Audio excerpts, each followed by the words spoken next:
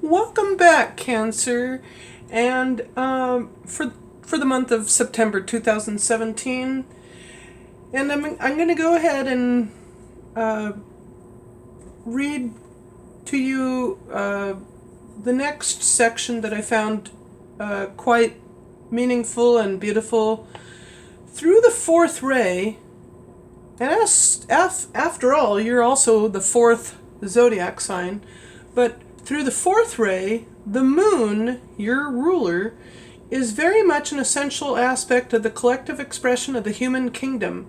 From the level of the personality, the moon rules many major facets of our ordinary life.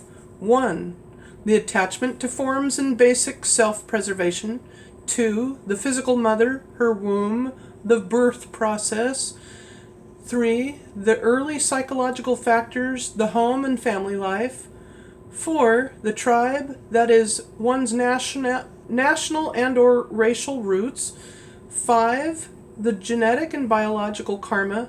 6. The ability or inability to bring cohesion and integration into the world around us on both emotional and physical levels.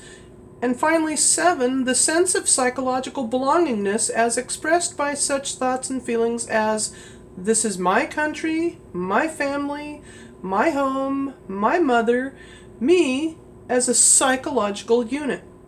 So one of the fundamental conflicts of this personality-centered orientation to life is its exclusivity. The waters of the soul and Neptune wish to pull the individual into the ocean of the collective life experience, yet the individual cannot swim safely in these universal waters without first having anchored its own sense of psychological independence and particular focus of self-expression. It is here that we come to understand that the more individualized a person becomes, the more universal he can be. Through the expanding consciousness, the many is seen as a reflection of the one, and the one is seen as whole in each of its parts. The revelation, which some would rightly call mystical, is the gift of Neptune as well as the product of a soul-centered consciousness. Now, when the moon relinquishes its control to Neptune, when attachment is released from those facets of life ruled by the moon on the personality level, then the root chakra, the center wherein dwells the unconscious urge for self-preservation, which is, like the moon, a vehicle for the fourth ray, loosens its dominance as the driving force behind life, the removal, or at the very least, the objectification of the desire to be attached to form, frees the individual in increasing stages towards the identification with the will to be at the crown center. And it is thus that the first and the fourth rays connect. The root center can then be utilized for the externalization of matter, which has become consciously linked to divine cause, allowing for a direct breathing upon the waters of life by the Creator Spirit. Now, going over to the columns that I want to finish up, I will be touching on Cancer on the mutable cross, which stands for being totally personality-centered.